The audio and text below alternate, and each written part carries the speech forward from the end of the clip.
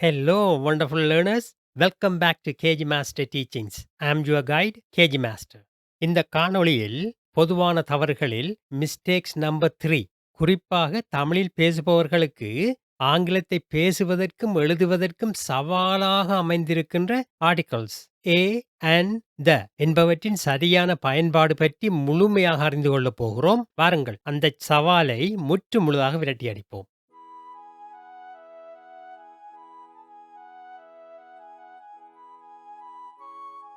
இப்போது இங்குள்ள வாக்கியங்களை ஒவ்வொன்றாக பாருங்கள். நாங்கள் இவ்வாறு தானே பேசுகிறோம். நான் வைத்தியசாலைக்கு போனேன். அவர் கார் வாங்கினார். சூரியன் கிழக்கில் உதிக்கிறது. இதில் என்ன தப்பு இருக்கிறது? எதற்காக ஆங்கிலத்தில் தப்பாக இருக்கிறது என்று சொல்லப்பட்டிருக்கிறது? மீண்டும் ஒருமுறை வாக்கியங்களை நன்றாக கவனியுங்கள்.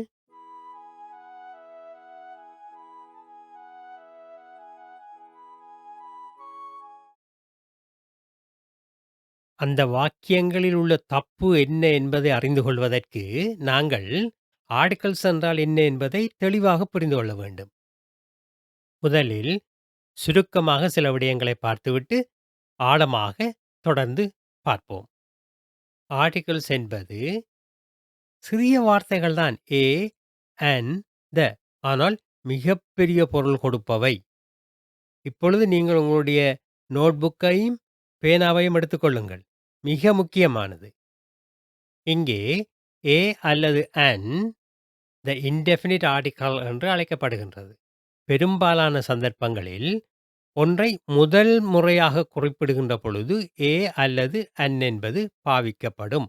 அத்தோடு பலவற்றிலிருந்து ஒன்றை குறிப்பிடுகின்ற பொழுது, உதாரணமாக நாம் நாய் என்று குறிப்பிடுகின்ற பொழுது, நாயில் எத்தனையோ வகைகள் இருக்கின்றன. ஆனால் நாங்கள் நாய் என்று ஒன்றைத்தான் குறிப்பிடுகின்றோம். அவ்வாறு பலவற்றிலிருந்து ஒன்றை குறிப்பிடுகின்ற பொழுது ஏ அல்லது அன் பாவிக்க வேண்டும். உதாரணமாக நாயாக இருந்தால் a dog, யானையாக இருந்தால் an elephant. அதாவது நாங்கள் தமிழில் நாய், யானை என்று சொல்வதை ஆங்கிலத்தில் ஒரு நாய், ஒரு யானை என்று சொல்ல வேண்டும். அது அதற்கான விதிமுறை. இரண்டாவதாக ஸ்பெசிஃபிக்காக, அதாவது சிறப்பாக குறிப்பாக ஒன்றை குறிப்பிட வேண்டுமாக இருந்தால், அல்லது ஏற்கனவே நாங்கள் அறிந்த ஒன்றை மீண்டும் கூறுகின்ற பொழுது, அல்லது உலகத்தில் தனித்துவமானவை என்று உள்ளவை, இவற்றிற்கு நாங்கள் த டெஃபினிட் ஆர்டிகல் த என்பதை பயன்படுத்த வேண்டும். அடுத்ததாக நாம் குறிப்பெடுத்துக் கொள்ள வேண்டியது எண்ணிக்கையில் பன்மையாக இருப்பவை, அதாவது புளூரல். பன்மையில் குறிப்பிடுகின்ற பொழுது அப்ஸ்ட்ராக்ட் நவுன் என்று சொன்னால், அதாவது குண இயல்புகள், இயல்புகள் சம்பந்தமான விடயங்களை குறிப்பிடுகின்ற பொழுது நாங்கள் ஆர்டிகல்ஸ் பாவிக்கக்கூடாது. இது சம்பந்தமான ஆழமான பார்வை தொடர்ந்து வருகின்றது. இப்போதைக்கு இதை நாங்கள் மீண்டும் ஒரு முறை மீட்டுக்கொள்வோம். குறிப்பெடுத்துக் கொள்ளுங்கள். Articles R about meanings, not just grammar. அவை பொருள் சார்ந்தவை, இலக்கணம் மட்டுமல்ல.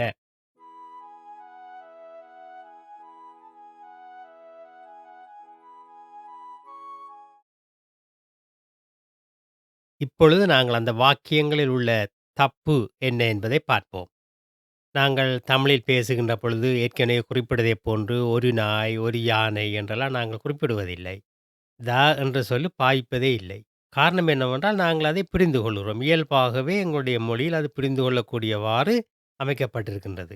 ஆனால் ஆங்கிலத்தில் அவற்றை நாம் சிறப்பாக குறிப்பிட வேண்டும். A dog, an elephant, the hospital, the east, the north, a car என்று குறிப்பிட வேண்டும். எனவே இந்த 3 வாக்கியங்களிலும் தவற விடப்பட்டிருப்பது என்ன? ஆர்டிகல்ஸே இல்லாமல் வாக்கியங்கள் உருவாக்கப்பட்டிருக்கின்றன. ஆங்கிலத்தில் அது தப்பானது. ஏற்கனவே சில டிப்ஸ் தந்துள்ளேன். இப்பொழுது சொல்லுங்கள், இந்த 3 வாக்கியங்களும் எவ்வாறு அமைய வேண்டும் என்று கண்டுபிடியுங்கள் பார்க்கலாம்.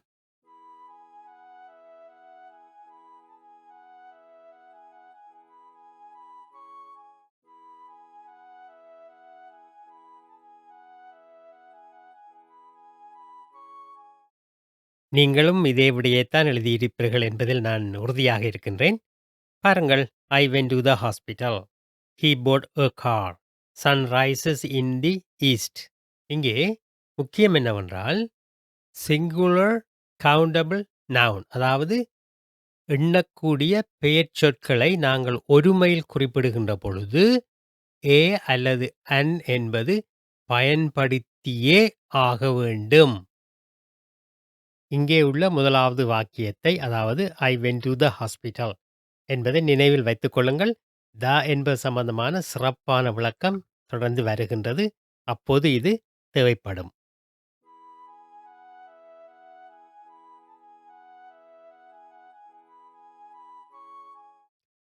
இப்போது நாங்கள் மிகவும் இன்ட்ரஸ்டிங் சப்ஜெக்ட் ஒன்று பார்க்கப் போகின்றோம்.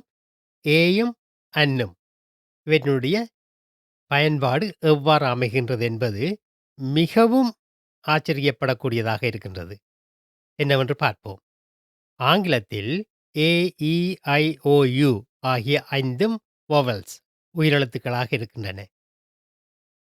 ஒரு பெயர் சொல்லில் முதலாவது எழுத்து இந்த 5 எழுத்துக்களில் ஏதாவது ஒன்று வருமாக இருந்தால் அன் பாவிக்க வேண்டும் என்று நாம் கேள்விப்பட்டிருக்கின்றோம். அப்படியானால் முதலாவது சொல்லைப் பாருங்கள். அன் யூனிவர்சிட்டி என்பது தப்பு.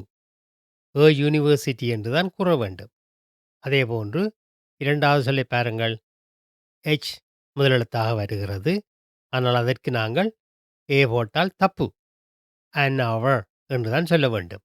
என்ன காரணம்?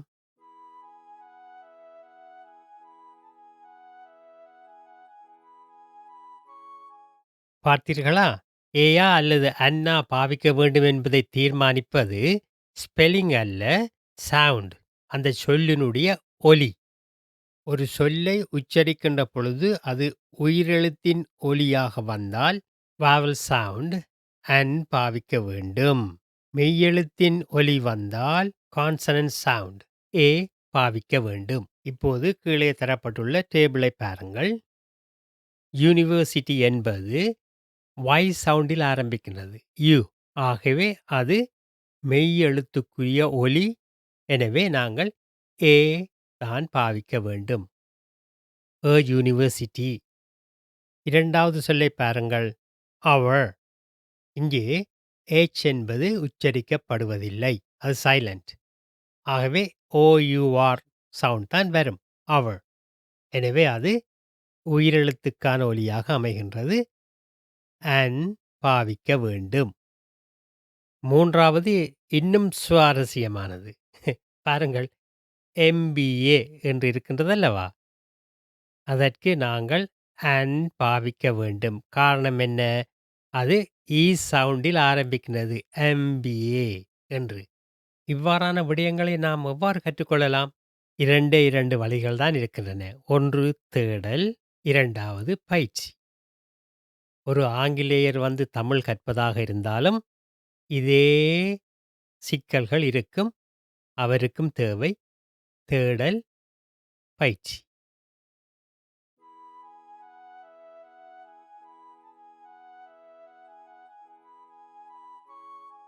Over using the. த என்ற சொல்லை நாங்கள் பெரும்பாலான சந்தர்ப்பங்களில் பொருத்தமற்ற இடங்களில் பயன்படுத்துகின்றோம். முக்கியமான காரணம் அதனுடைய பயன்பாடு என்ன என்பதை பற்றிய தெளிவின்மைதான். இந்த த என்பது ஆங்கிலத்தை பொறுத்தவரையில் மிக முக்கியமான ஒரு சொல். ஏயும் அன்னும் மிக இலகுவானது. ஒன்று என்பதை குறிப்பதற்காக பயன்படுத்தப்படுவது. ஆனால் த என்பது அதனுடைய பயன்பாடு பொருத்தமற்றதாக இருந்தால் அந்த வாக்கியத்தினுடைய பொருளையே அது மாற்றிவிடும். இங்கே தரப்பட்டுள்ள வாக்கியங்கள் ஒரு விடயம் பொதுவானதாக இருக்கின்ற பொழுது அதற்கு பிரதியீடாக இன்னொன்று இல்லாத போது அதை நாங்கள் ஜெனரல் மீனிங் என்று சொல்லுகிறோம். அந்த வகையில் லைஃப் என்பது பொதுவானது. அதை நாங்கள் த லைஃப் என்று சொல்ல வேண்டிய தேவையில்லை. Life is difficult. அதே போன்று ஒரு மொழியை குறிப்பிடுகின்ற பொழுதும் நாங்கள் த என்பது பயன்படுத்தக்கூடாது.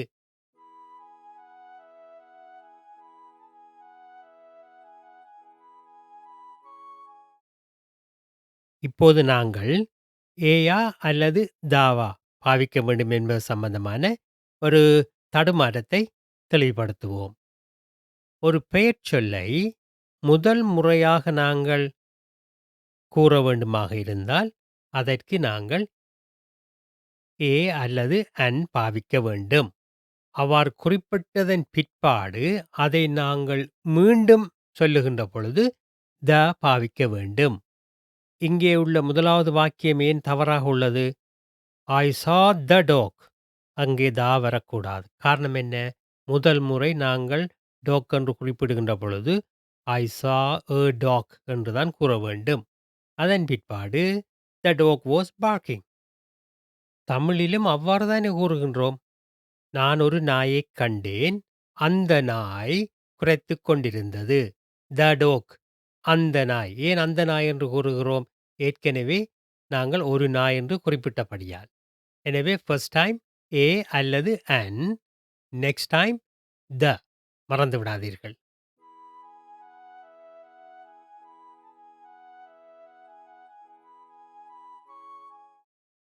இப்போது பிளேசஸ் இடங்கள் பற்றி நாங்கள் த என்பதை பயன்படுத்துகின்ற பொழுது எவ்வாறு பயன்படுத்த வேண்டும் என்பதை பார்ப்போம். நான் ஏற்கனவே உங்களுடன் கூறியிருந்தேன், ஒரு வாக்கியத்தை நினைவில் வைத்துக் கொள்ளுங்கள் என்று. அதாவது I went to the hospital என்று சரி என்று சொன்னோம். ஐ வென்ட் டு ஹாஸ்பிட்டல் தவறு என்று சொன்னோம். இரண்டுக்கும் வேறு வேறு பொருள் இருக்கின்றது.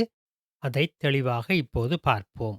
நீங்கள் ஒரு மாணவராக இருந்தால் பாடசாலைக்கு செல்வதை ஐ கோ டு ஸ்கூல் என்று தான் சொல்ல வேண்டும். ஆர்டிகிள்ஸ் பாவிக்கக்கூடாது. அதாவது ஐ கோ டு த ஸ்கூல் என்று சொல்லக்கூடாது. அதே போன்று ஐ கோ டு ஹாஸ்பிட்டல் என்பது ஒரு நோயாளி சொல்வதாக இருக்கும். ஒரு விசிட்டராக இருந்தால் ஐ கோ டு த ஹாஸ்பிட்டல் என்று சொல்ல வேண்டும். பார்த்தீர்களா? இந்த சிறிய சொற்கள் கிராமர் மட்டுமல்ல, ஒரு வாக்கியத்தின் பொருளையே தீர்மானிக்கின்ற அளவுக்கு சக்தி வாய்ந்தவை.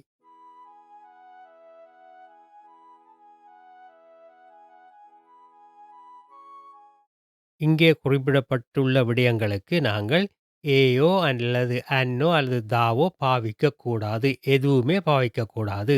0 ஆர்டிகிள்ஸ். இவற்றிற்கு பாவிக்கக்கூடாது என்பதும் அதற்கான உதாரணங்களும் தரப்பட்டுள்ளன.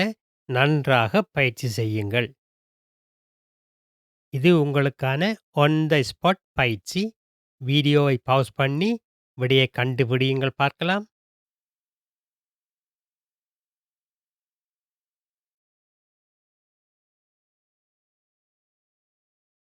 இதோ இவைகள்தான் விடை. உங்களின் விடைகளும் இவைதான் என்று எண்ணுகின்றேன். இவை எனது வழமையான வேண்டுகோள். ஒவ்வொரு நாளும் பயிற்சி செய்யுங்கள். இங்கு தரப்பட்ட உதாரணங்களை நன்றாக பயிற்சி செய்யுங்கள்.